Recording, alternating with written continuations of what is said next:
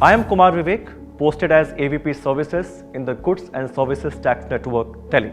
You might be aware that the government has announced that effective from 1st April 2020, e-invoicing is going to be compulsory for certain categories of taxpayers. In today's video, I am going to talk about e-invoices.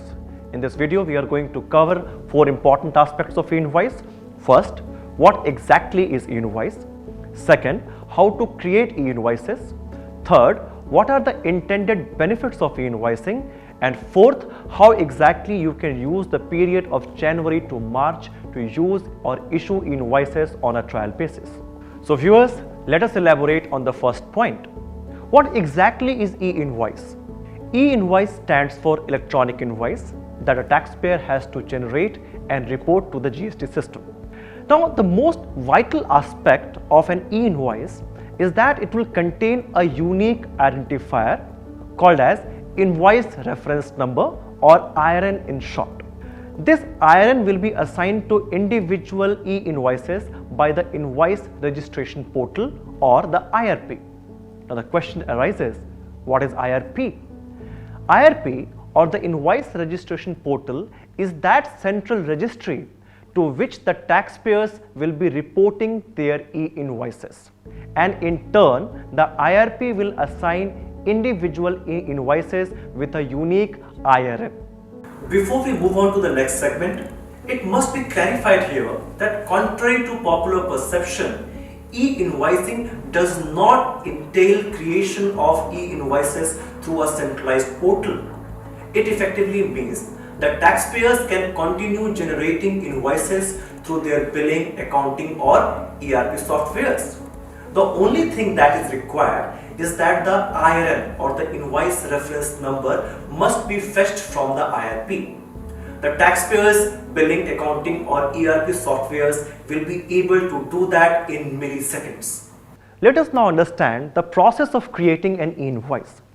Now, many taxpayers have a thinking that they have to do something extra and beyond their existing business practices to create an e-invoice.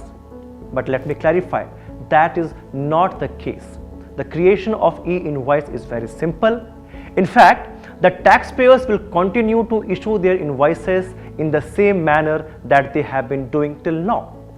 The only change that is required is from the billing, accounting and ERP software companies, which will make certain changes at their backend so that the softwares that you are using to create and issue invoices is able to push the invoices to the Invoice Registration Portal.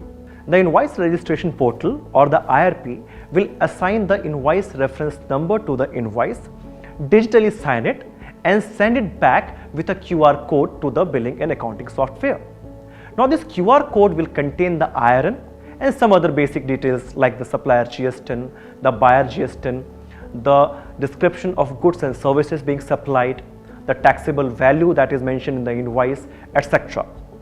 One point has to be noted, however, that the invoice number with respect to an e-invoice will be the same that the taxpayer has mentioned in the invoice and not the invoice reference number.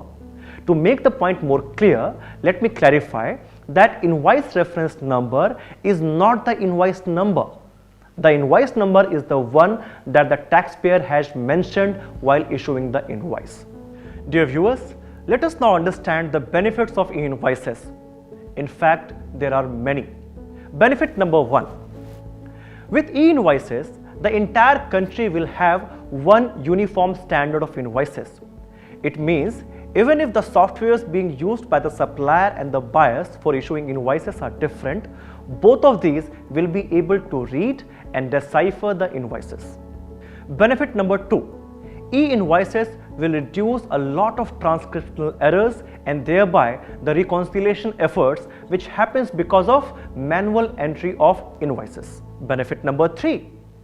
All the invoices being generated will get reported to the GST system automatically. Benefit number 4. Your GST returns, that is your ANX1, ANX2 and RET, will get auto-populated by the e-invoices. Benefit number 5. Even the e-way bills will get generated automatically by the e-invoices. Benefit number 6. The recipients would receive the e-invoices automatically either through mail or through a separate messaging platform. Benefit number 7, it will reduce a lot of compliance cost. Benefit number 8, it will save a lot of paper and the cost of couriers for sending the invoices physically to the recipients, and so on. Dear viewers, the trial for e-invoices for taxpayers having turnover of more than 500 crores is already underway. For those taxpayers who have an annual aggregate turnover of more than 100 crores, the trial will start in the month of February.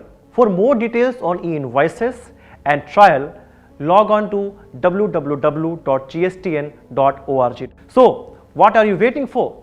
Start the trial of e-invoices today and become a part of India's journey towards one nation, one tax and one invoice.